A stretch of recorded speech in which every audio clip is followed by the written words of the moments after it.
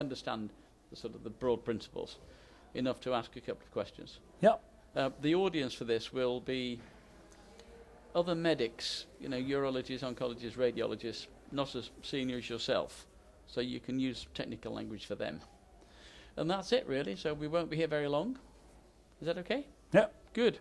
Okay, go. So can I just ask you, first of all, to clarify your name and affiliation so we get the identity correct? My name is Alain Raveau. I am a medical oncologist. I am professor of medical oncology at University of Bordeaux and head of the Department of Medical Oncology and of Early Development Drug Unit in Bordeaux. Okay. Now can I ask you then, Doctor, please, to summarize your presentation that you made here at the conference? I have to speak about mTOR pathway in RCC and these inhibitions in RCC. So I think that the main point it's very known that angiogenesis is implicated in RCC, but the other major pathway which is implicated is the mTOR pathway. The first point is that mTOR pathway is not specific to RCC and to tumors like RCC. It's a general pathway implicated in physiology and in pathology in tumors. And this mTOR pathway is in fact a more complicated one, which is a PI3, AKT, and mTOR inhibitors. So we are mTOR pathway and we are just acting on the downstream. The effect of that is the implication in the translations of genes and protein expression at the end, and this implicated is in growth proliferations, cell growth, angiogenesis, and also bioenergetics. The impact of mTOR, and so far the mTOR inhibitions, is first in the productions of a very important factor for angiogenesis, which is HIF, meaning epoxy-inducible factors, and meaning if you are producing it, you are stimulating proliferations of endothelial cells and angiogenesis. And if you are inhibiting that, there is less of this effect. And the other point where the target is on tumor cells by the implicated or mTOR implicated in cell growth and proliferations of these tumor cells. So you are both ways to act. If we think about what is the effect really in RCC tumors, we don't know exactly what it is. But if we think with mTOR inhibitors, the side effects doesn't look like the anti-angiogenesis. So probably the effects could be in part on angiogenesis but at less level, but maybe the other way of acting of the drug. And we have not the clue and the answer of that. That's the general way. Do we have mTOR inhibitors as active drug in RCC? And the answer is yes. There are already guidelines to show that a drug named temsirolimus is active in first line, and another drug, which is everolimus, is acting in second line and others. So, first line, temsirolimus, a major pivotal phase 3 trials comparing temsirolimus to interferon and combination of drug interferon and temsirolimus, which is of no importance now, showed that if you give temsirolimus compared to interferon, you significantly improve the overall survival for the patients, a little bit more than 10 months. It's the only phase 3 trial showing a gain in overall survival in RCC, and this drug is the approved drug in this setting. We have other information also. There is an everolimus tested in first line in the study named Record 3 that was presented at this ASCO meeting 2013, who compare everolimus to sunitinib in first line. Clearly, sunitinib make PFS better than everolimus, but it's not the subject of my presentation. It's to show that even though everolimus gave a PFS around 8 months, showing that even in first line, in the general population, not only limited to poor risk like in temsirolimus, there is the mTOR pathway implicated in it, and the inhibitor is acting. It doesn't mean that you are able to use everolimus in first line, but the mTOR pathway is already involved. That's first line. In second line, there is a drug approved which is everolimus, and it was tested again placebo that was okay at the date the study was designed, who showed an increase of PFS with everolimus compared to placebo, with a gain with an hazard ratio of 0.33, making the relative risk is diminished by 66%. And this drug is acting and is a standard in second line.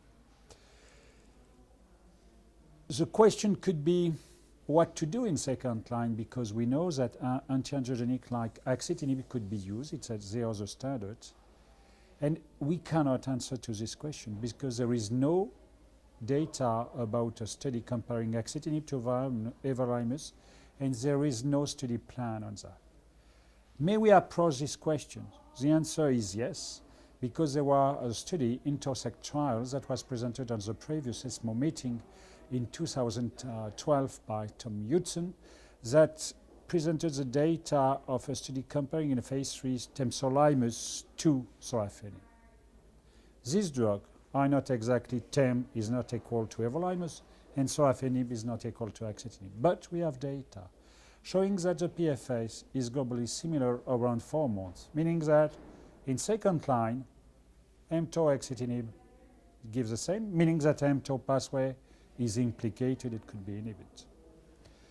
I should say that there is additional information that shows that there is a gain, significant gain in overall survival, 16 months, around 16 months for sorafenib, 12 months for temsirolimus, that could say that maybe there is an impact in overall survival in favor of temsirolimus and less in temsirolimus. But there was question about this study, not for the selection of the patient to be included because it looks to be similar.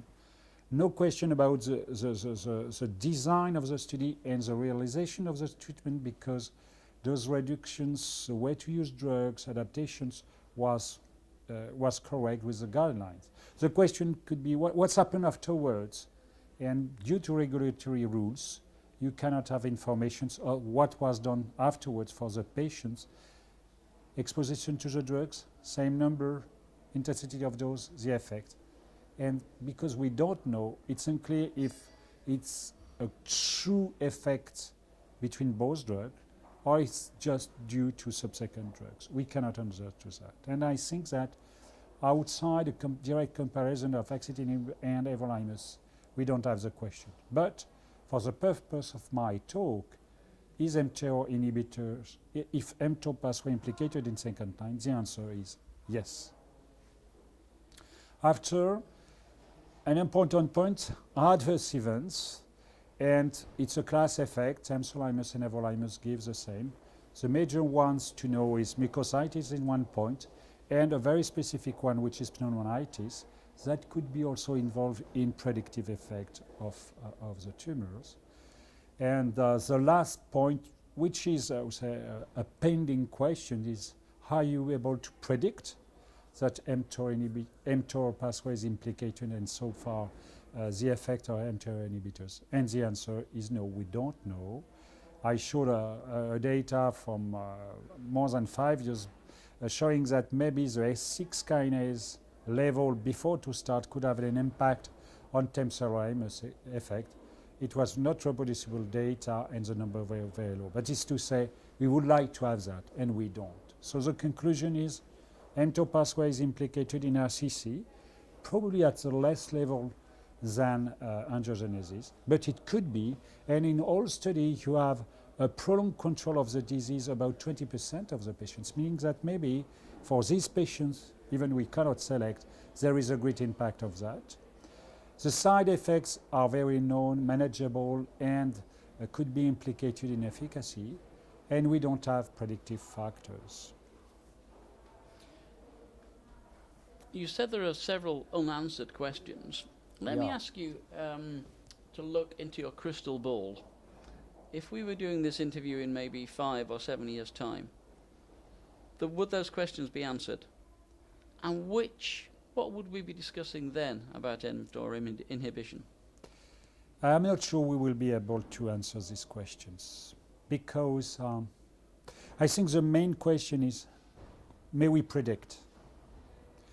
The problem is it's clear that angiogenesis is a pathway which is implicated for the majority of the patients for a long period of time, but it's a general pathway. And it's the same thing for the mTOR pathway with PI3K/AKT, AKT pathway. And there is a different level regulation on all this stuff. And so the question we will have if we go to analysis of the tumors, we will have so many informations. What are the box? How you are able to say more than this and more than that. So I think we will not be able to make a predict white and black to say, I'm sure or I'm not sure. The first question could be, is not to be efficient, but maybe this drug is not going to be efficient for the patients to avoid the patients to expose that. So maybe we will be able to say that, but to predict that it's going to be efficient, I think it will take more times with techniques, something available, and majority of patients included in trials. The problem also for this biology that when you work for a company, they take all this stuff in one part, you go to another company, it's another box, and they do not mix. So the answer will come from institutions, but you need a level of money which is so high that I do not expect to be done in 5 years.